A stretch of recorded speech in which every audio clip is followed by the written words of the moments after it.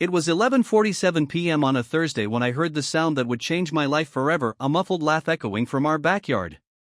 Lauren wasn't supposed to be home. She had told me earlier that she'd be working late at the boutique, preparing for some charity event. The house was dark, silent except for Max, our golden retriever, who snored softly in the corner. So, naturally, hearing laughter outside my window wasn't just unexpected, it was alarming. At first, I thought it was some kids cutting through our yard. It happens now and then, especially during warm spring nights when teenagers get restless. But when I peeked through the curtains, what I saw wasn't a group of kids causing trouble. It was my wife. She stood under the soft glow of the patio string lights, barefoot, a wine glass in one hand and a man I didn't recognize standing a little too close to her. He leaned in to whisper something, and she tilted her head back to laugh, louder this time. It wasn't the polite chuckle she gave strangers. It was her Betrayal laugh, the kind that made her whole body move. The kind she used to reserve for me. For a second, I couldn't move. My brain scrambled to piece together what I was seeing. Was this a work colleague? A cousin I didn't know about? But the way her hand brushed against his arm said otherwise. I grabbed my phone, unsure of what to do. Do I record this? Storm outside and confront her? Call someone for advice? Before I could decide, the man reached into his pocket, pulled something out, and handed it to Lauren. She looked at it, smiled, and tucked it into her jeans. I wanted to believe it was nothing, an innocent exchange, maybe a business card or a flyer for her boutique. But in my gut, I knew better. People don't exchange business cards at midnight in their backyards while sipping wine and flirting. I needed answers, and I wasn't going to get them by standing there watching. Quietly, I slipped on my sneakers, grabbed a jacket, and headed to the side door that led to the garden. I told myself to stay calm, to act like I hadn't seen anything.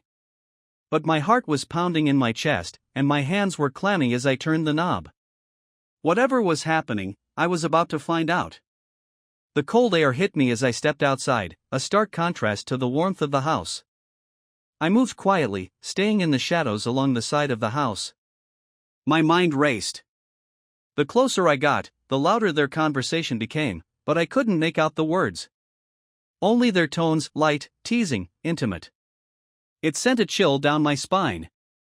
I crept closer, crouching behind the outdoor grill, which offered some cover but allowed me to see them clearly. Lauren was leaning against the railing of the deck, her back slightly arched in a way I hadn't seen in years.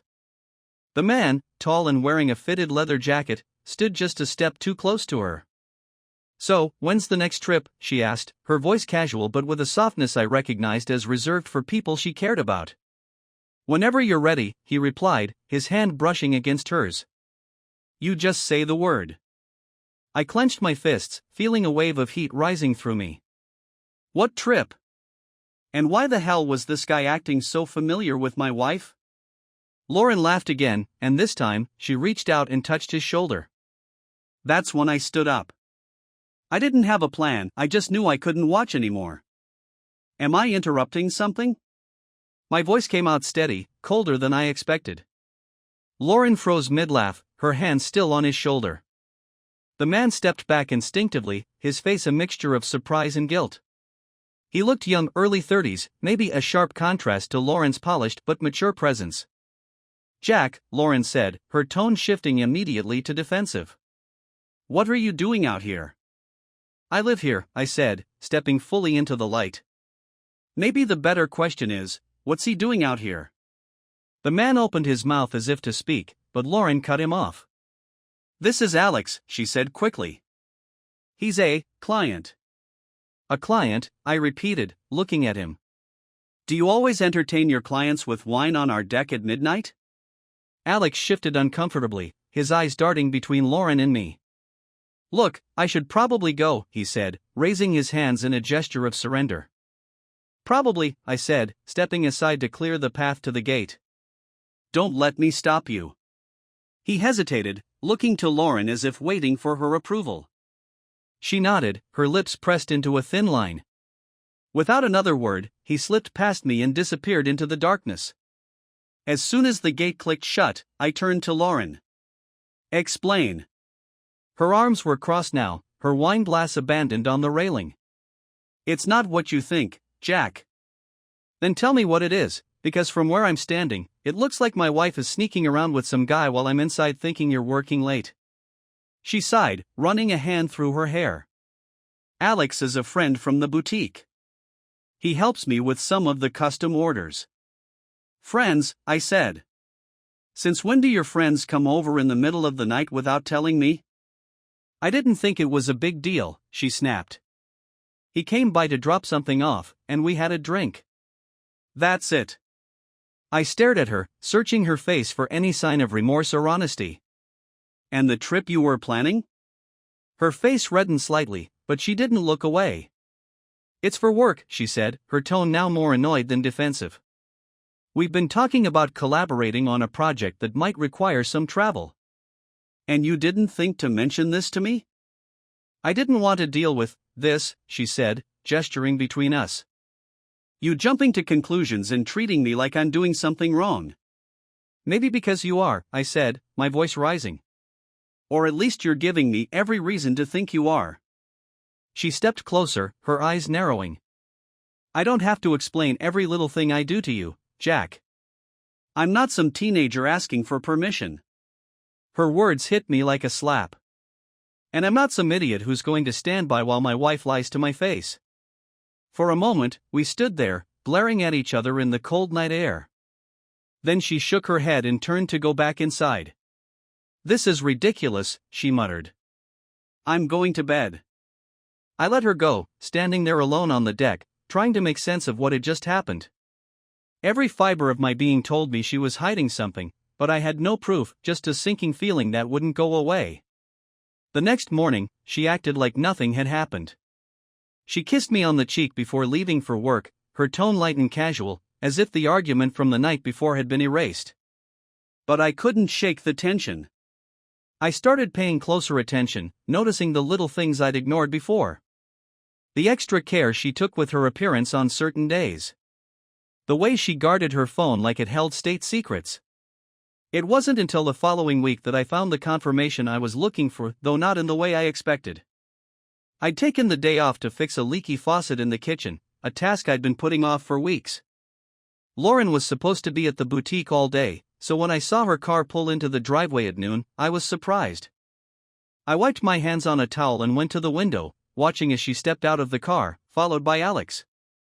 They didn't see me as they walked toward the house, deep in conversation. He was carrying a small bag, her overnight bag. I stepped back from the window, my pulse racing. She hadn't mentioned taking the day off. She hadn't mentioned Alex coming over. And she definitely hadn't mentioned needing an overnight bag for work. I knew then that whatever this was, it wasn't just in my head. And I wasn't going to sit back and let it unfold without finding out the truth. I didn't confront them immediately.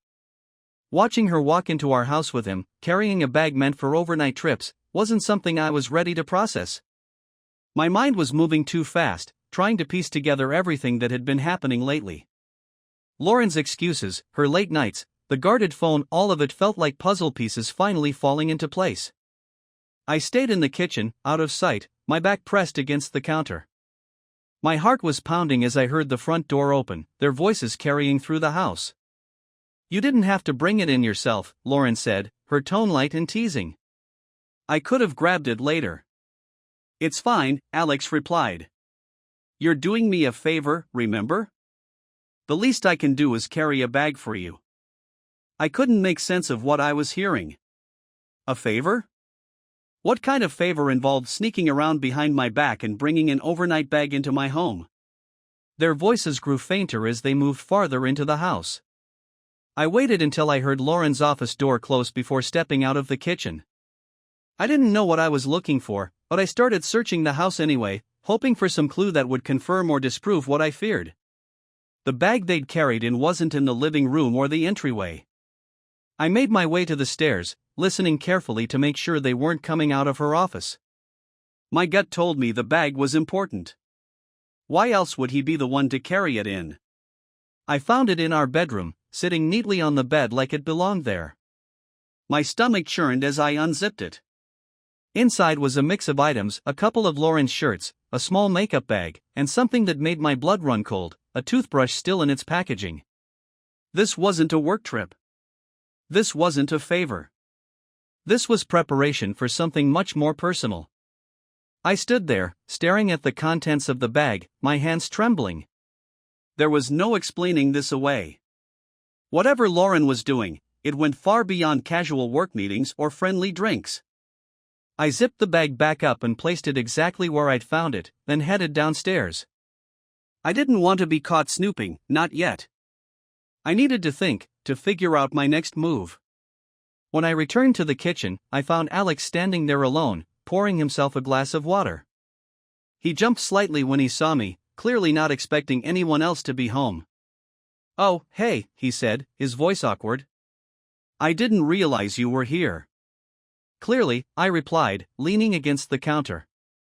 There was an uncomfortable silence as we stared at each other. He was trying to act casual, but his eyes kept darting toward the hallway, like he was hoping Lauren would appear and save him from the situation. "What are you doing here?" I asked finally. "Just helping Lauren with some work stuff," he said, avoiding my gaze. "Work stuff," I repeated. "That's what you were doing on the deck the other night too, right? Work stuff?" He didn't answer. Instead, he muttered something about needing to get going and placed his glass in the sink. "I'll see you later," he said, brushing past me without waiting for a response. I watched him leave, the door closing behind him with a soft click. The anger that had been simmering inside me boiled over. I couldn't keep pretending this was normal.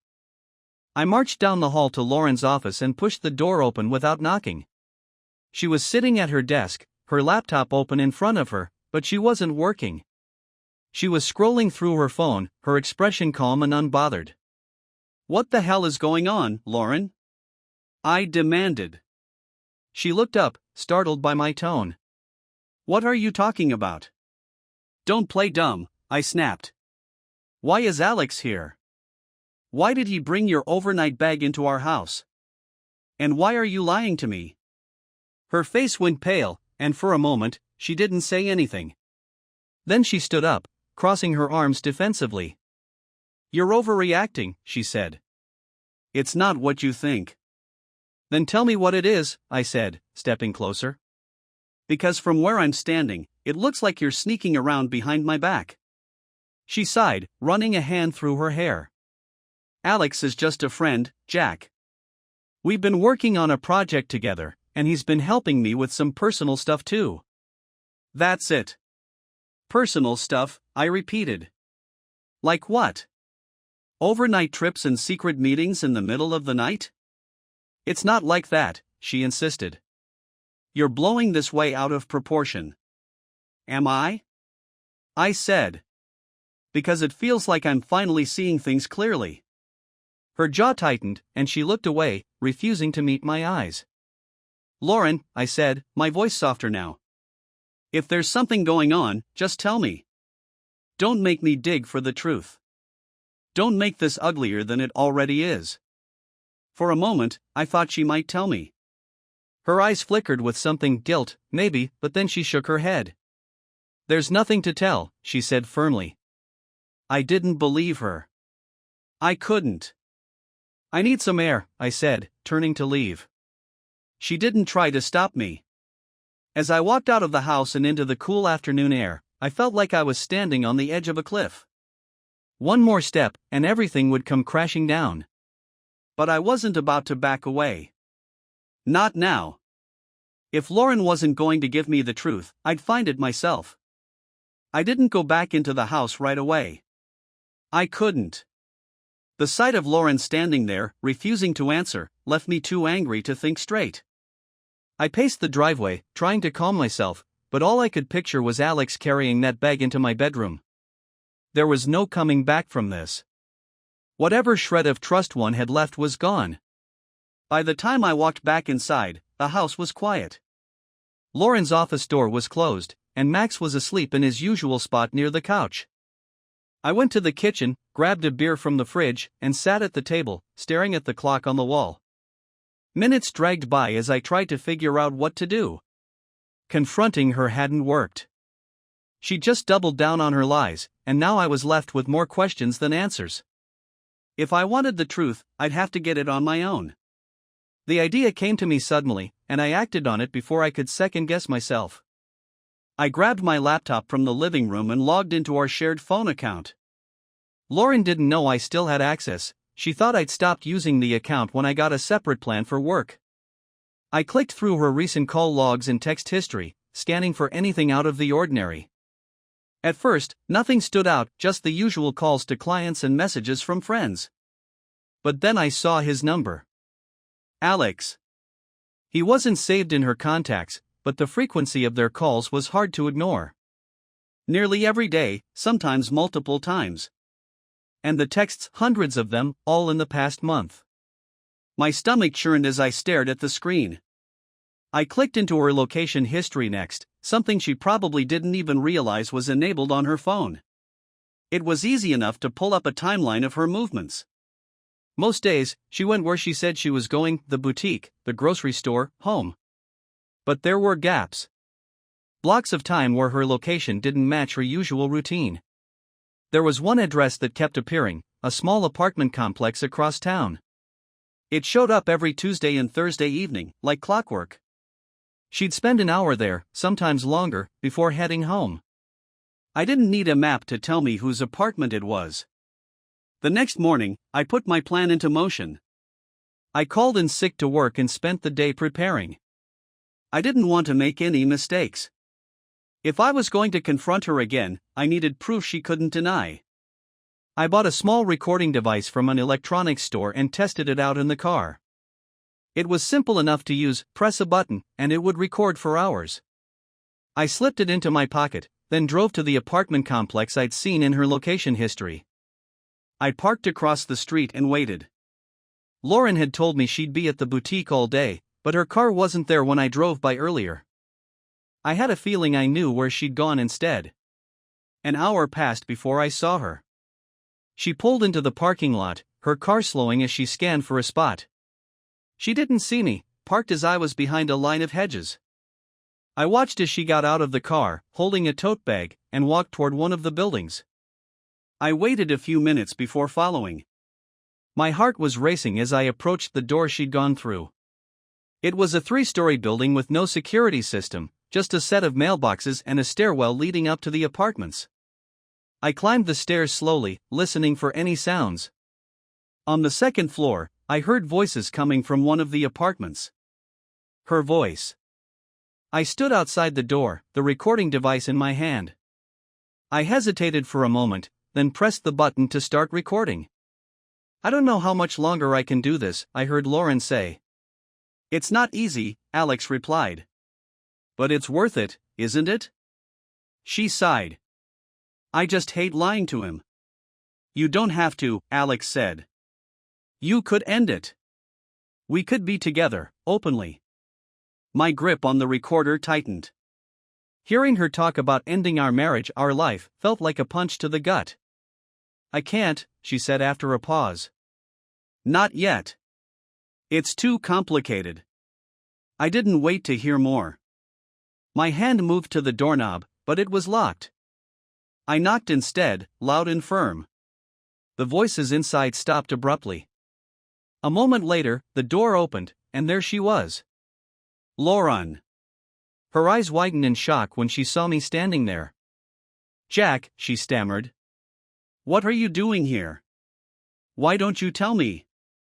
I said, stepping inside before she could stop me. Alex was standing in the living room, looking just as surprised as Lauren. He started to say something, but I held up a hand. "Save it," I said. "I don't want to hear your excuses." I turned back to Lauren. "How long has this been going on?" She looked at Alex, then back at me, her face pale. "Jack, please," she said. "Let's go somewhere and talk." "We're talking now," I said. "Right here, where you've been sneaking around behind my back." She took a step toward me, but I held my ground. "Do you have any idea what this feels like?" I said, my voice shaking with anger. "To know that the person you've built a life with has been lying to you? To see it with your own eyes? She didn't answer. I pulled the recorder out of my pocket and held it up. You've been lying to me, Lauren. But not anymore. I've got everything I need to know. Her expression crumbled, and for a moment, I thought she might try to deny it. But then she looked down, her shoulders slumping in defeat. I'm sorry, she whispered. Sorry? I repeated, my voice rising. You're sorry? That's all you have to say? She didn't respond. I turned and walked out, slamming the door behind me. As I drove away, the weight of what I'd just done settled over me. There was no going back now. Everything had changed. The drive home felt surreal, my hands gripping the wheel tighter than necessary. I wasn't sure if I was angry, devastated, or just numb. My mind replayed the scene over and over: Lauren's pale face, her whispered apology, the unmistakable tension in the air between her and Alex. This wasn't a misunderstanding or a momentary lapse in judgment. This was betrayal, premeditated and deliberate. When I got home, the house felt colder than usual. Max wagged his tail lazily from his spot on the couch, blissfully unaware of the upheaval brewing around him.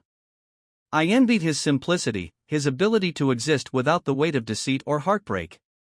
I gave him a half-hearted pat before heading to the kitchen. I needed something to ground me, anything to keep me from spiraling. The beer I opened didn't taste like anything. I sat at the kitchen table, the bottle in my hand, staring blankly at the recording device I'd set down. My phone buzzed in my pocket, and I ignored it. I didn't want to hear from Lauren, not yet. Whatever excuses or explanations she had could wait. But ignoring the truth didn't make it go away. She'd crossed a line, and now I had to decide what to do about it. I thought back to the early days of our marriage, to the promises we made and the life we'd built together. It wasn't perfect, but it was ours. And now, it felt like she'd set fire to all of it. The front door opened around 7 that evening.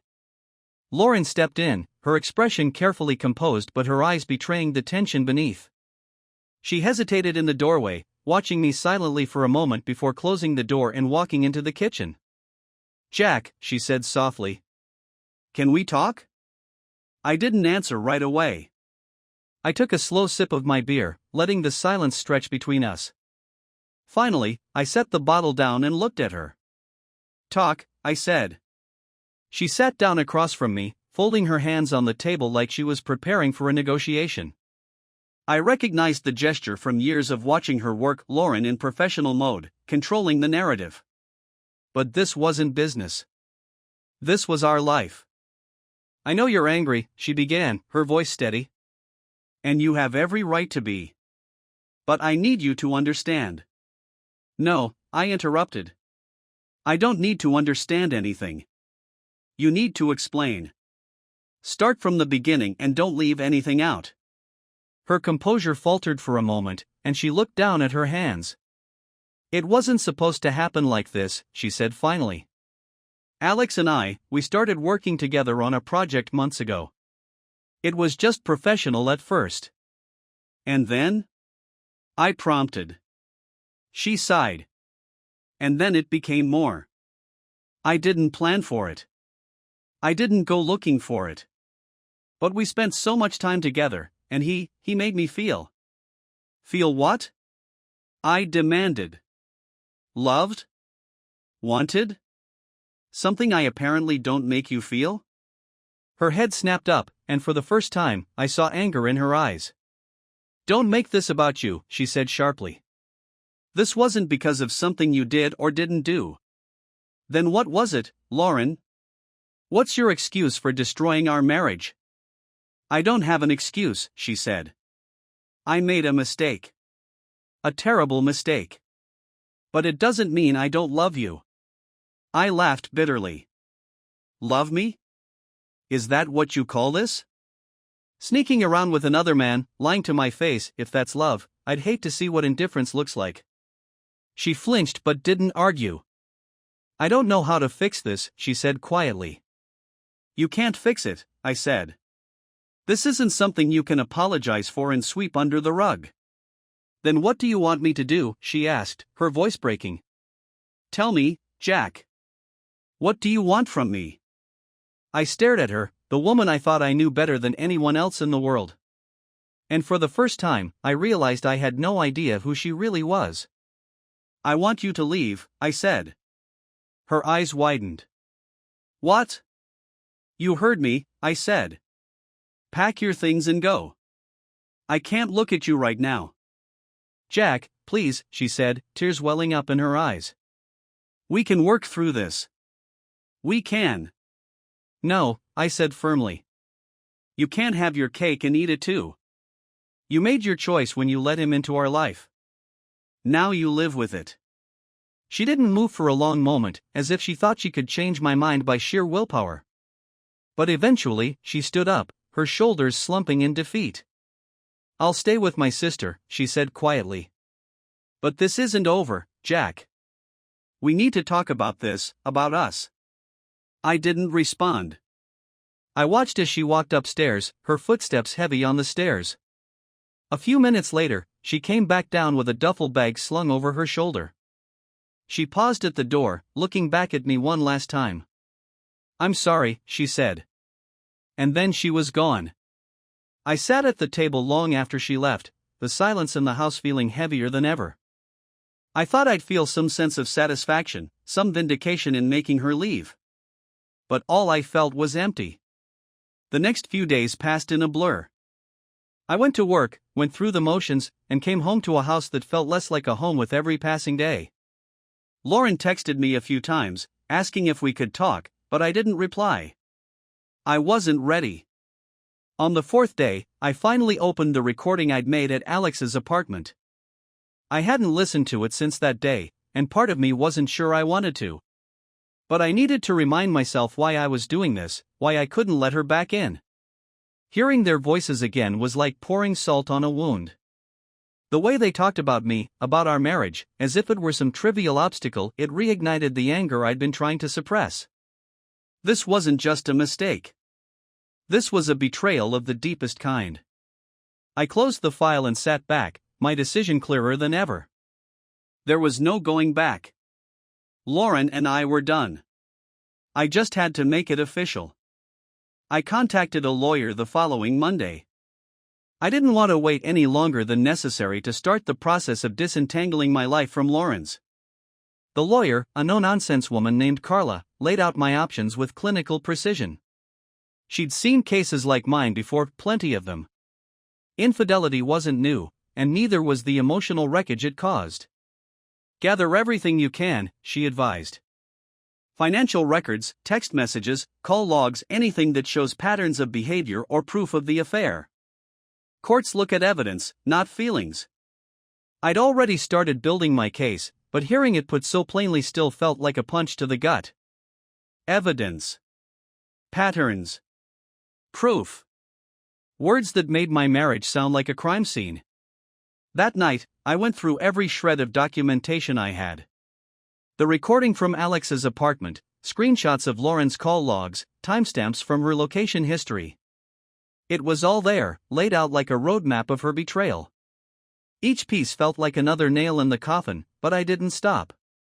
I couldn't. Lauren texted me again while I was working. Jack, can we please talk? Just once. I need to explain. I stared at the message, debating whether to respond. Part of me wanted to hear her out, to give her one last chance to say whatever she thought might fix this. But the other part of me, the part that couldn't forget the look on her face when I caught her at Alex's, knew better. I didn't reply. The next morning, Carla filed the divorce paperwork. The moment she handed me the finalized documents to sign, the reality of it all hit me. This wasn't just a fight. This wasn't something we could work through. This was the end. By the end of the week, Lauren was served. She showed up at the house later that evening, her face pale and drawn. I opened the door but didn't invite her in. You couldn't even call me, she asked, holding up the papers. Her voice cracked, and for a moment, I almost felt sorry for her. What was there to say? I replied. I thought we were going to talk, she said. I thought we could. I don't know, figure this out. Figure what out? I shot back. How to pretend this didn't happen. How to sweep it under the rug so you can keep doing whatever you want while I sit here playing the fool. Her eyes filled with tears, but I didn't let it sway me. It's not like that, she said. I made a mistake, Jack. I never wanted this to happen. But it did, I said. And now we're here. She took a step closer, but I held up a hand. I can't do this anymore, Lauren, I said. I can't trust you. I can't look at you without seeing him. Do you understand that? She nodded slowly, her tears spilling over. I'm sorry, she whispered. Yeah, I said. So am I. She didn't stay long after that. She asked about dividing our assets, about Max, about what the next steps would look like. I told her my lawyer would be in touch. When she left, it felt like the air in the house finally cleared. In the weeks that followed, I threw myself into the logistics of the divorce. It wasn't easy. Splitting finances, figuring out who got what, it all felt so cold and transactional, a stark contrast to the life we'd built together. But it was necessary. The hardest part was the silence that followed. After the papers were signed and Lauren moved the last of her things out, the house felt unbearably empty. Max kept me company, his quiet presence a small comfort, but it wasn't the same. I took a week off work to regroup, spending my days cleaning the house, rearranging furniture, anything to make the space feel less like a reminder of what I'd lost. One evening, I sat down with a notebook and started writing a list of things I wanted to do. Not practical things, like paying bills or fixing the leaky faucet in the kitchen, but personal goals. Things I'd always wanted to do but had put off for one reason or another. Travel more. Take up woodworking. Go skydiving. The list grew longer as the days passed, each new entry a small step toward rebuilding my life. When Lauren and I finalized the divorce, I didn't feel the sense of closure I'd expected. It was more like a quiet resignation, a mutual acknowledgement that what we'd had was gone. The last time I saw her, we exchanged a few polite words, but there was no grand farewell, no dramatic reconciliation. Just two people who had once loved each other, now strangers navigating the aftermath of their choices. Looking back, I realized the hardest part wasn't the betrayal itself, it was the loss of the future I thought we'd share. But life doesn't stop for heartbreak. It moves on, whether you're ready or not. And so, I moved on too. I started taking woodworking classes at a local community center, something I'd always been curious about but never had the time for. I booked a solo trip to Ireland, a place I'd dreamed of visiting since I was a kid. Little by little, I began to piece myself back together. I still thought about Lauren sometimes, especially in the quiet moments when the house felt too big and the memories too close. But those thoughts became less frequent, the pain less sharp. One day, while walking Max in the park, I ran into an old friend I hadn't seen in years. We talked for hours, catching up on everything that had happened since college. It felt good to reconnect, to be reminded that there was life beyond the wreckage of my marriage. The path forward wasn't easy, but it was mine. And for the first time in a long time, I felt like I was exactly where I was supposed to be.